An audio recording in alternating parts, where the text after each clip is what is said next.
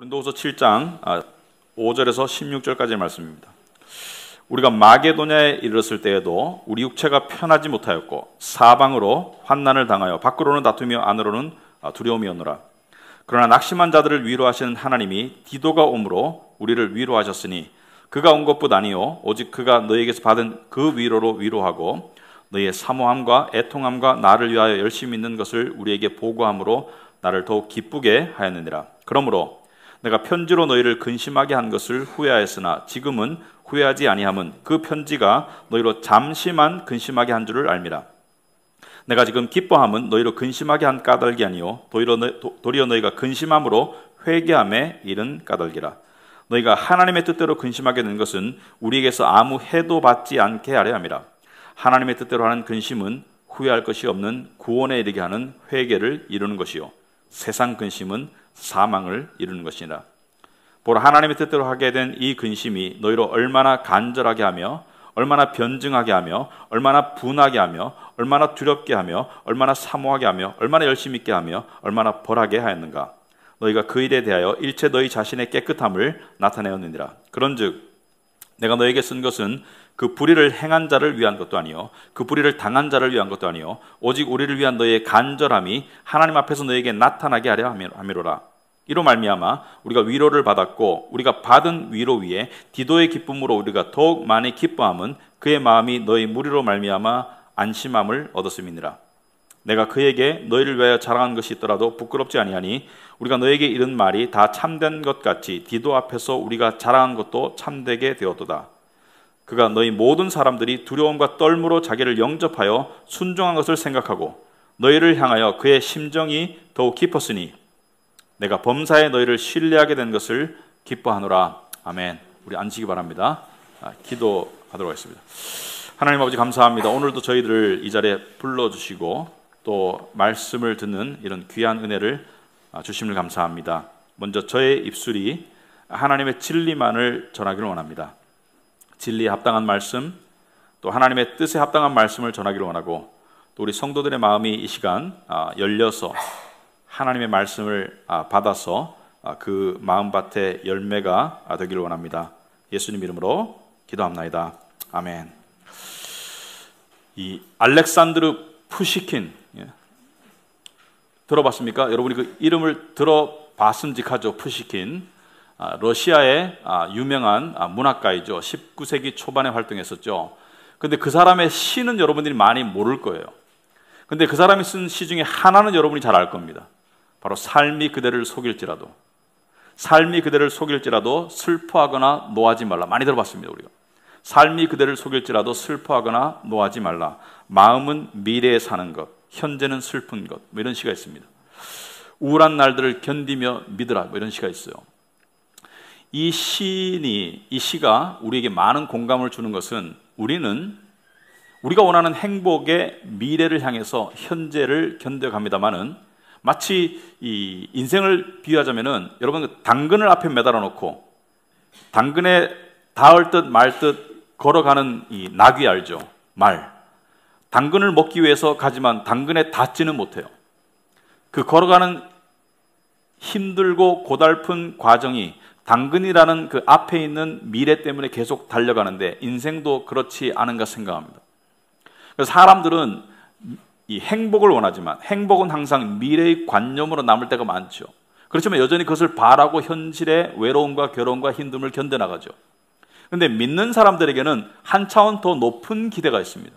왜냐하면 우리는 믿기 때문에, 우리는 하나님의 자녀이기 때문에 우리는 행복에 더 근접할 수 있을 거야 이렇게 생각하지만 사실은 믿는 사람들도 행복에 가까이 가는 사람이 많이 없어요. 제 친구 중에 제가 미국에서 공부를 했기 때문에 미국인 목사가 있습니다. 아주 친한 가정이에요. 그 부인과 아주 자녀들 잘 알고 있습니다.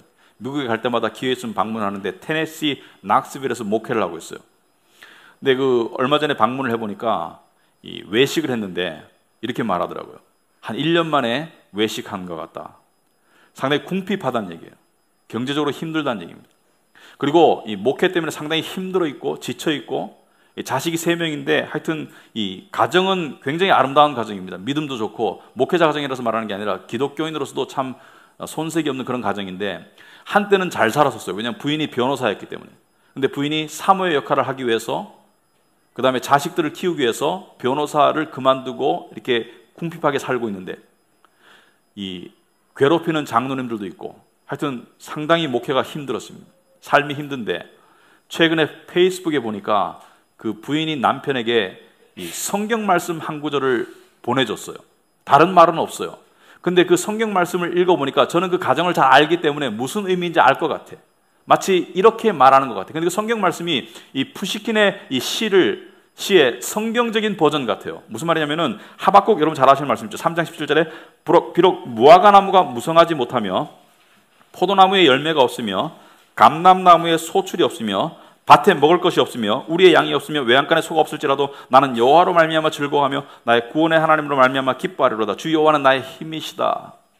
여러분, 이 말씀을 남편에게 보내줬는데 제가 이 말씀을 이렇게 읽으면서 그 가정을 잘 아니까 마치 이렇게 말하는 것 같아요. 여보, 목회를 하면서 힘들지라도, 사람들이 늘어나지 않을지라도, 비록 사람들이 줄어갈지라도, 비록 사람들이 당신의 하는 힘든 일을 알아주지 않더라도 하나님을 의지하고 그 길을 계속 가기를 바라는 아내의 격려와 위로가 담겨 있는 것 같았습니다.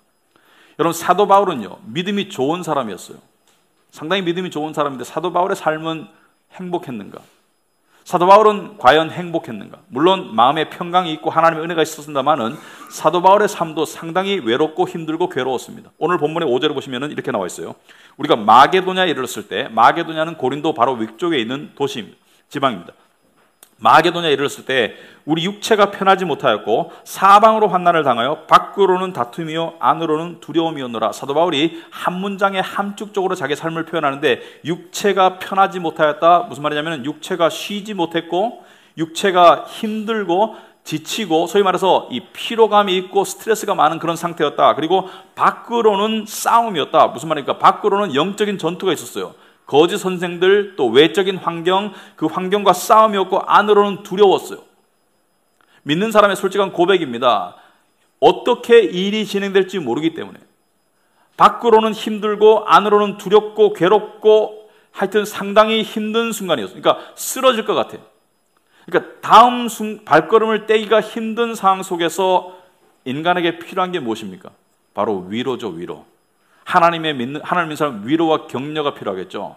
하나님의 위로가 필요한 순간인데 그 위로가 왔다고 이야기하는 거예요. 누구를 통해서? 디도를 통해서. 디도는 누구냐? 사도 바울의 영적인 제자인데, 자녀인데, 디도를 고린도 교회에 보냈는데 이 디도가 고린도 교회에 가가지고 고린도 교회 상황을 알아보고 그리고 사도 바울에게 전했는데 그 내용 때문에 위로를 받았다. 무슨 말이냐면은 8절에 보면은 그러므로 내가 편지로 너희를 근심하게 한 것을 후회하였으나 지금은 후회하지 아니함은 그 편지가 너희로 잠시만 근심하게 한 줄을 알미라. 여기서 편지로 너희를 근심하게 하였다는 것은 고린도 전서를 말합니다. 고린도 전서에서 사도 바울이 쓴 내용은 고린도 교회를 꾸짖는 내용이었어요. 그들 안에 있는 무질서, 분란 또는 음란함 또는 이 교회 안의 다툼, 그런 것들 때문에 그 교회를 꾸짖는 내용의 편지를 보냈는데 그것 때문에 잠시 후회했었어요. 왜 후회했는가? 여러분, 누군가에게 쓴소리를 한다는 것, 그것은 두 가지 반응을 기대할 수밖에 없습니다. 하나는 그 쓴소리를 제대로 받아들이고 그리고 회개하고 그리고 이 관계 회복으로 나오든지, 아니면 그 쓴소리 때문에 등을 돌리든지, 둘 중에 하나예요. 사도 바울은 고린도 교회에게 쓴소리를 할 수밖에 없었어요. 하고 싶어서가 아니라 영적 지도자로서 할 수밖에 없었는데 그 쓴소리 때문에 고린도 교인들이 등을 돌릴까 봐 상당히 인간적으로는 후회스러웠어요. 인간적으로는 힘들었다는 얘기하는 거예요. 근데 지금은 후회하지 않는 것은 왜요? 잠시 동안만 후회했었어요. 왜냐? 그들이 회개를 했었거든요. 6절에 보니까 낙심한 자들을 위로하시는 하나님이 디도가 오므로 우리를 위로하셨으니 그가 온 것뿐 아니요 오직 그가 너에게 받은 그 위로로 위로하고 너의 사모함과 애통함과 나를 위하여 열심히 있는 것을 우리에게 보고함으로 나를 더욱 기쁘게 하였느니라. 바꿔 말해서 사도 바울의 이 첫 번째 편지를 읽고 난 다음에 고린도 교인들이 사모함과 애통함이 있었다, 회개가 있었고, 그리고 사도 바울을 그리워하는 마음도 생겼다. 그러니까 사도 바울이 위로를 받았는 거예요. 그 편지가 먹혔는 거예요. 자기의 기도가 응답받았는 거예요. 하나님의 회개 열매가 있었는 거예요.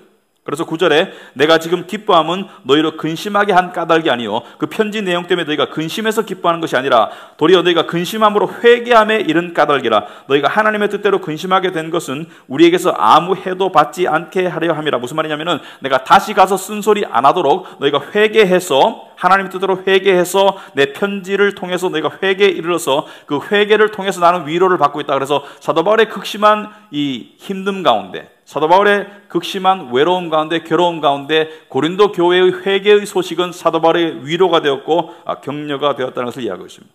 자, 오늘 우리는 이 회개에 대해서 살펴보길 원합니다. 회개의 의미와 중요성과 그리고 회개가 심지어 은혜가 된다는 것을 살펴볼 수 있기를 바랍니다. 여러분, 회개는요, 지나간 돌이킬 수 없는 잘못을 뉘우치고 바로잡는 게 회개입니다. 하나님 앞에서.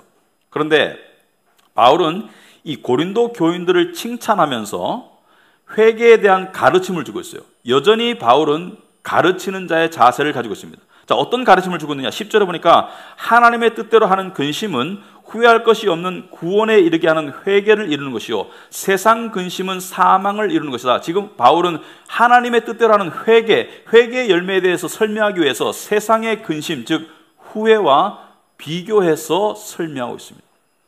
세상의 근심은 사망을 가져오는 것이다. 세상의 후회는 사망을 가져온다. 여기서 말하는 사망은 진짜 죽는 것이 아니고 영적인 사망을 말하죠. 그러니까 말하자면 평강 상태를 잃고 불만, 불안 또는 분노 상태로 나가는 것.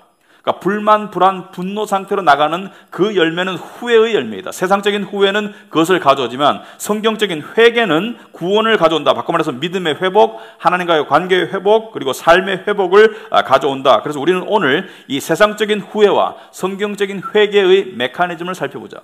10절을 보니까 하나님의 뜻대로 하는 근심은 구원에 이르는 회개를 이루는 것이고 세상 근심은, 후회는 사망을 이루는 것이다. 자, 이 말씀을 통해서 우리에게 이것을 물어보고 시작하기를 원합니다. 여러분은 성경적인 회개를 더 자주, 더 깊이 하고 있습니까? 아니면 세상적인 후회를 더 자주 하고 있습니까?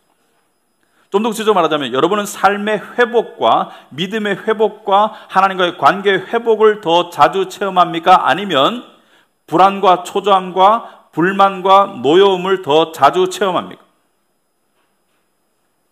여러분, 회개와 후회는 공통점이 있어요. 둘 다 엎질러진 물에 대한 반성입니다. 다시 담을 수 없는 지나간 일에 대한 반성을 후회와 회개라고 합니다. 또 둘 다 공통점이 또 하나 있어요. 둘 다 후회와 회개는 과정은 힘들어요.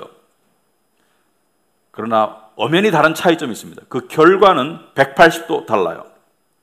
그런데 이 후회와 회개에 대해서 여러분들이 하나 이해해야 되는 것이 있습니다. 후회와 회개는 동일한 상황에 적용되는 두 가지 다른 반응입니다. 무슨 말이냐? 믿는 사람들은 동일한 상황을 놓고 세상적인 후회, 육신적인 후회를 할 수도 있고 또는 성경적인 회개를 할 수도 있어요. 예를 들어서 오늘 많은 사람들이, 특히 이 동네 사는 많은 사람들이 이런 생각을 합니다. 그때 아파트를 살 걸, 그때 그 주식을 살 걸, 그때 그 비트코인이 빵 떴을 때 그때 샀을 걸. 세상적인 후회를 많이 해요. 또는 이런 사람도 있어요. 그때 그 아파트를 팔지 말았을 걸, 더 올라갔으니까. 그러니까 물질에 관한 후회를 할 때가 많아요. 그때 샀으면 지금 따블인데 이런 거 있잖아요. 그죠? 그리고 남들이 그렇게 해가지고 성공했다는 이야기를 들었을 때 나도 그렇게 했을 걸. 세상적인 후회를 하면 어떻게 되죠? 그것이 초조함으로, 불만으로, 그리고 분노로, 나중에 어떻게 돼요? 우울감으로 됩니다. 우울감. 나는 왜 이렇게 못했을까? 그런데 그 동일한 상황이 믿는 자들에게는 회개의 순간입니다. 어떻게? 내가 여전히 세상을 이토록 갈망하고 있구나. 내가 여전히 돈과 세상에 이토록 의지하고 싶어 하는구나. 여전히 내 안에는 하나님을 갈망함과 사모함이 부족하구나. 회개의 순간이에요. 아닙니까? 동일한 상황인데 내가 그만큼 세상적인 후회가 된다는 것은 바로 회개의 이유가 됩니다. 세상적인 후회는 이것 때문이죠. 세상적인 것을 얻지 못했기 때문에, 세상적인 인정을 못 얻었기 때문에, 세상적인 것을 못 이루었기 때문에, 내가 원하는 것을 못 가졌기 때문에 하는 것이 세상적인 후회이고, 이것은 하면 할수록 자기를 망쳐요. 성경적인 회개는 무엇입니까? 그 세상적인 후회의 상황 속에서 여전히 나는 하나님을 의지하거나 사랑하지 않고 있구나를 깨닫는 거예요. 그래서 회개로 나아가면 어떻게 됩니까? 거기서 자유함이 주어질 수 있는 거예요. 여러분, 인간관계 속에서도 그렇죠. 그때 내가 이 말을 하지 말았을 걸, 그때 내가 이 말을 했을 걸, 후회를 적당히 하는 것은 괜찮아요. 근데 그것이 지나쳐서 내가 이 말을 하지 못해서 이 말을 했어서 그것 때문에 이 관계가 위험해져서 관계가 힘들어져서 그것 때문에 불안하고 그것 때문에 우울하고 그것이 너무 심해진다는 것은 하나님보다 그 관계를 더 의존하고 있다는 증거입니다. 그 관계 속에서 받는 인정을 더 의존하고 있다는 증거예요. 그럼 어떻게 됩니까? 그것이 지나치다는 것은 내가 하나님께 의존함이, 하나님의 인정 안에 내가 거함이 부족하구나, 믿음이 부족하구나, 이것을 깨닫는 회개의 순간이기도 합니다. 이것을 좀 더 다른 각도에서 설명을 해보겠다. 여러분, 왜 우리는 어떻게 회개해야 되고 어떻게 회개가 은혜가 될 수 있는가, 좀 더 다른 각도에서 살펴보죠. 인간에게는 크게 나누면 두 가지 기능이 있습니다. 첫째는 선택적인 기능이 있고, 둘째는 필수적인 기능이 있어요. 선택적인 기능은 이것입니다. 내가 이 학교를 갈까 저 학교를 갈까 선택이에요. 내가 이 직장을 갈까 저 직장을 갈까 선택이고요. 극단적으로 말하면 내가 일할까 일하지 말까 선택입니다. 내가 결혼할까 결혼하지 말까 선택이에요. 내가 이 사람과 결혼할까 결혼하지 말까 선택입니다. 많은 선택이 있습니다. 그러나 인간의 필수적인 존재 이유와 기능은 무엇일까? 많은 사람들이 마치 인간의 필수적인 존재 이유와 기능을 먹고 사는 문제라고 생각해요. 그죠? 안 먹으면 죽으니까. 그래서 살기 위해서 먹느냐, 먹기 위해서 사느냐, 이 갈림길에서 먹기 위해서 사는 사람들이 거의 대부분입니다. 먹기 위해서 산다는 것은 단지 음식을 말하는 게 아니에요. 돈, 명예, 어떤 직장, 이것을 위해서만 달려가는, 나의 삶이 주로 이것을 위해서만 달려간다면 그것은 먹기 위해서 사는 거예요. 이렇게 말하죠, 사람들이. 안 먹으면 죽잖아. 그러니까 먹는 것은 필수적이잖아. 그것은 동물에게는 필수적이죠. 인간의 동물적인 기능에서는 필수적이지만은 인간의 존재의 필수적인 기능은 아니라는 거예요. 그러면 인간의 존재의 필수적인 기능이 뭔지를 알고 사는 사람이 많은가? 저는 많지 않다고 생각합니다. 믿는 사람 중에서도 많지 않다고 생각합니다. 그러면 인간의 존재의 필수적인 기능은 무엇인가? 이 기능이 안 되면 인간이 아닌 것이 있어요. 이 기능이 안 되면 존재로서의 의미와 가치가 없는 것이 있습니다. 어떤 인간에게 이 기능이 상실되어 있으면 그것은 인간이 아닌 거예요. 그것은 무엇이냐? 바로 예수님의 첫째 되는 계명입니다. 하나님을 마음을 다하고 목숨을 다하고 뜻을 다하여 사랑해라. 이것이 가장 첫째 되는 계명이다. 무슨 말이냐면 하나님에 대한 관심과 사랑이 인간에 대한 존재의 가장 주된 기능이고 이유입니다. 그래서 많은 세상 사람들은 동물적인 삶을 살아갈 수밖에 없어요. 왜? 하나님에 대한 사랑은커녕 관심도 없기 때문에. 하나님에 대한 사랑과 관심이 있을 때 인간은 그 존재 자체로서의 의미가 있는 것입니다. 왜? 하나님께서 세상을 창조할 때 말과 개나 소나무 보고 나를 사랑해라 한 적이 없습니다.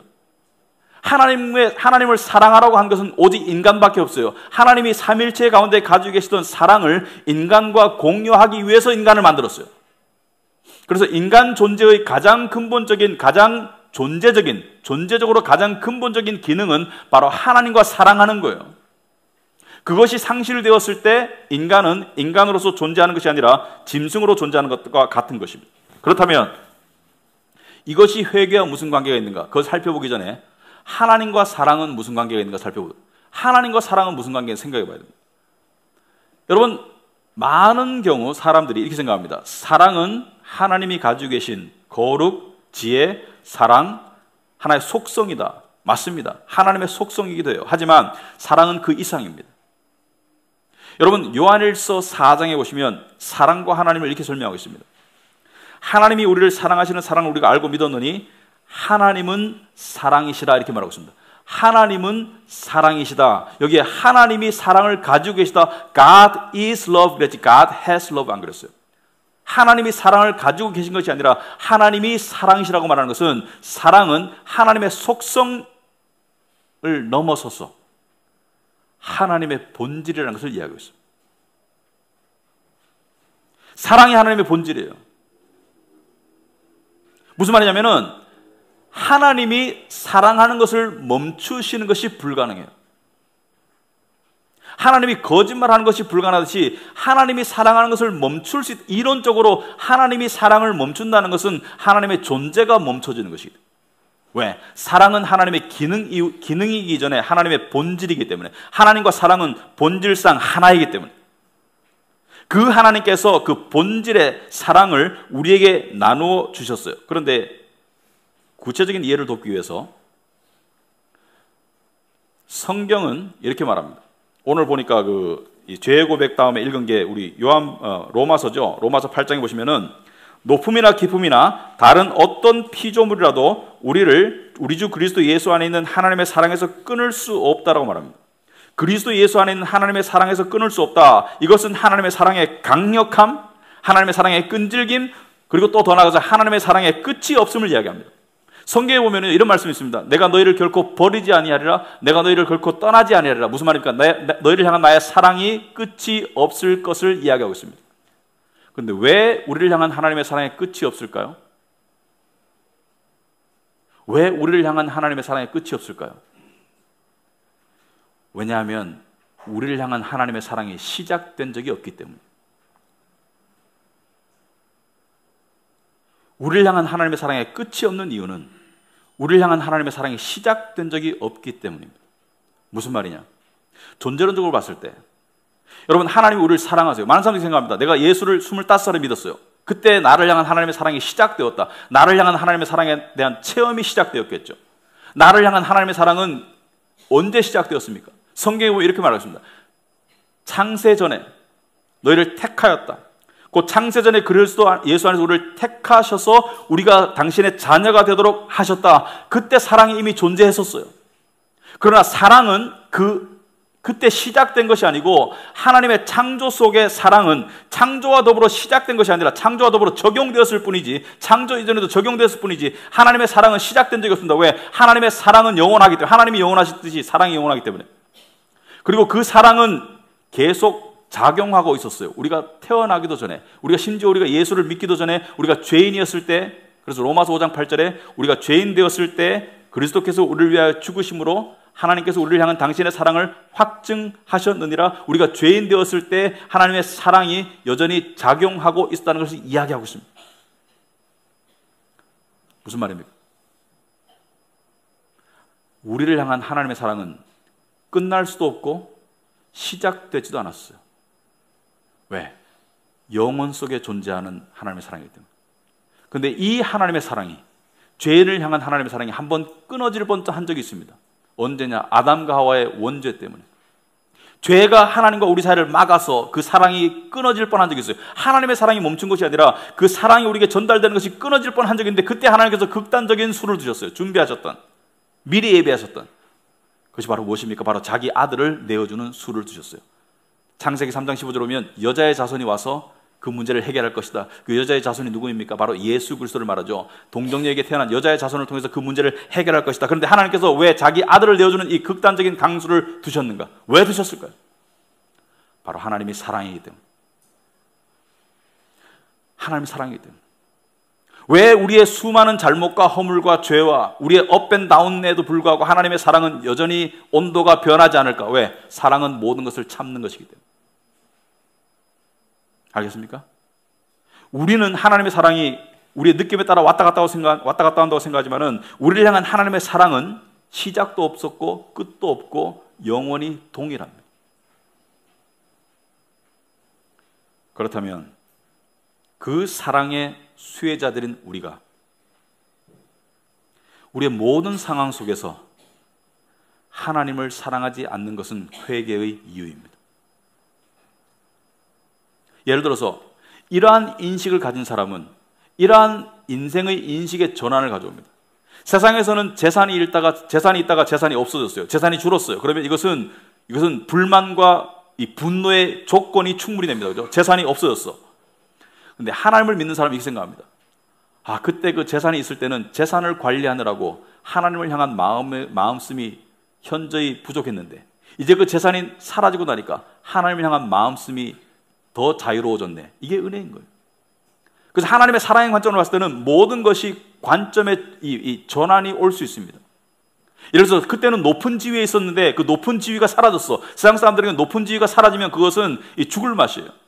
영향력도 없고 나를 찾는 사람도 없고 내가 바쁘지도 않고 이제 내가 쓸모없는 존재 같아. 그래서 굉장히 그 말년을 쓸쓸하게 보내는 사람이 있는데 믿는 사람은 그럴 이유가 없어요. 왜? 그 높은 지위와 그것이 사라졌기 때문에 나에게 하나님을 더욱더 사랑할 수 있는 시간과 마음의 여유가 주어진 거예요. 그죠?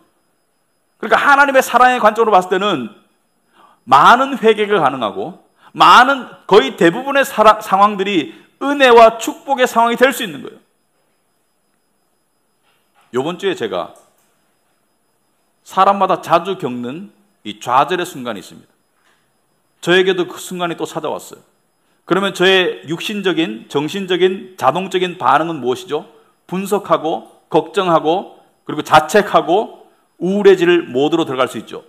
근데 그때 이 말씀을 준비하면서 내가 이만큼 하나님을 덜 의존하고 있구나. 이만큼 하나님을 덜 사랑하고 있구나. 그래서 그 회개를 적용하니까 딱 3시간 뒤에 자유함과 기쁨이 자리 잡았습니다. 너무나 놀라운 거예요. 후회가 아니라, 세상적인 후회가 아니라 하나님을 향한 이 회개를, 성경적인 회개를 적용할 때 우리의 삶은 180도 달라질 수 있습니다. 어떤 일 때문에 불안해요. 그 일이 잘못될까봐 불안해요. 근데 그 불안함 속에 계속 파묻히면 계속 불안하고 죽을 것 같아요. 그런데 그 불안함 속에서 무엇을 회개합니까? 내가 이만큼 하나님을 신뢰하고 의존하지 않고 있구나. 하나님의 사브린티, 하나님의 주권을 이만큼 믿지 않고 있구나. 회개할 수 있으면 어떻게 되는 거예요? 그 불안함에서 벗어나게 됩니다.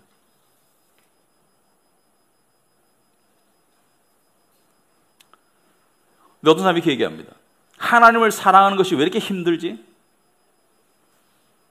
하나님을 마음을 다하고 뜻을 다하고 목숨을 다해 사랑하는 게 왜 이렇게 힘들지? 그전에는 하나님을 뜨겁게 사랑했었는데, 한때는 하나님을 뜨겁게 사랑하고 찾고 기도하고 집회도 가고 하나님을 사랑했었는데 왜 그다지도 힘들지? 그 이유는 놀랍게도 하나님을 제대로 사랑해 본 적이 없기 때문입니다. 물론 사랑했었어요. 우리 거의 대부분에게 적용되는 말씀입니다. 물론 사랑했었어요. 하나님 주신 구원 때문에 사랑했었어요. 하나님이 주신 마음의 감동과 평강과 기쁨 때문에 사랑했었습니다. 찬양 부르면서 마음의 감동에서 하나님을 사랑했었고요. 하나님 주신 복 때문에 사랑했었고요. 하나님 주신 기도응답 때문에 사랑했었어요. 하나님 주신 이 직장 때문에, 하나님 주신 여러 가지 복 때문에, 하나님 주신 감동 때문에 사랑했었어요. 가장 근본적으로 구원 때문에 사랑했어요. 그렇지만 하나님 때문에 하나님을 사랑한 적이 없었어요. 그 차이를 알겠습니까? 하나님이 주시는 많은 은혜와 복 때문에 하나님을 사랑했었어요. 한때는. 그러나 그것이 희박해지고 심지어 거절이 많이 나오자 하나님을 안 사랑하게 된 거예요. 그것은 하나님 때문에 사랑한 적이 없기 때문이라는 것을 보여주는 거예요. 그게 회개의 이유입니다. 우리 안에 하나님을 향한, 하나님 자신을 향한, 당신을 향한 그 사랑이 조금이라도 시작된다면 멈추기가 힘듭니다. 왜? 그럼 마약을 하는 사람들 보면요, 마약을 한번 시작하면 그 마약이 주는 그 어떤 엑스타시, 그 기쁨이 있죠, 그죠? 그 쾌감이 있을 거예요. 근데 마약을 시작하면 옆에서 멈추도록 협박하고 도와주지 않는 한 마약의 양과 빈도가 늘어나게 되어 있습니다. 일반적으로 더 많이, 더 자주 할 수밖에 없어요. 왜? 마약에 중독되었기 때문에. 하나님의 사랑에, 하나님에게 한 번이라도 중독된 사람은 멈추지 못합니다. 하나님에 대한 사랑을 멈출 수 있는 이유는 하나님의 사랑에 근접하지 않고 하나님의 복에까지만 간 거예요. 그것도 중요한 출발입니다. 출발은 그렇게 될 수밖에 없어요. 하나님 주신 구원 때문에, 하나님 주시는 교회 때문에, 하나님 주시는 위로 때문에 하나님을 사랑하지만 그것이 없을 때도 하나님을 사랑했는가? 아주 심각한 질문입니다. 또한 하나님께 나아감이 쭈삣쭈삣할 때 있어요. 죄책감 때문에, 어떤 내가 저지른 잘못과 실망 때문에, 그것 또한 하나님의 사랑을 모르기 때문에 그것도 회개의 이유입니다. 그만큼 하나님의 사랑을 신뢰하지 못하는 거예요. 영원토록 변함없는 하나님의 사랑을 신뢰하지 못하는 거예요. 여러분의 삶 가운데 어떠한 경우가 있는지 모르겠습니다만 그 모든 경우가, 대부분의 경우가 회개의 이유들입니다. 단지 하나님의 마음에서 벗어난 행동들, 하나님의 마음에서 벗어난 생각들만 회개하는 것이 아니라 가장 근본적인 회개는 하나님을 사랑하지 않는 거예요. 가장 근본적인 회개의 이유는 나를 향한 하나님의 사랑을 모르는 거예요. 우린 그걸 너무나 몰라요. 그걸 알면 알수록 세상으로부터 자유로워집니다. 알면 알수록 두려움이 줄어듭니다. 두려워하는 자는 사랑 안에 온전히 이루지 못했다고 그랬어요. 왜? 사랑이 두려움을 몰아내기 때문에. 여기서 말하는 두려움은 세상의 두려움을 말합니다. 하나님의 사랑이 온전하게 들어가는 사람은 세상의 두려움이 사라지게 되어 있습니다. 돈 걱정, 건강 걱정, 많은 걱정들이 사라지게 되어 있어요. 왜? 하나님을 정말로 사랑하는 사람은 하나님이 보고 싶어집니다. 하나님을 정말로 사랑하는 사람은 영의 눈으로만 보는 그 하나님을 진짜 보고 싶고 육체적으로 가까이 가고 싶어져요. 그러므로 세상에서 일어나는 많은 일들이 대수롭지 않게 돼요.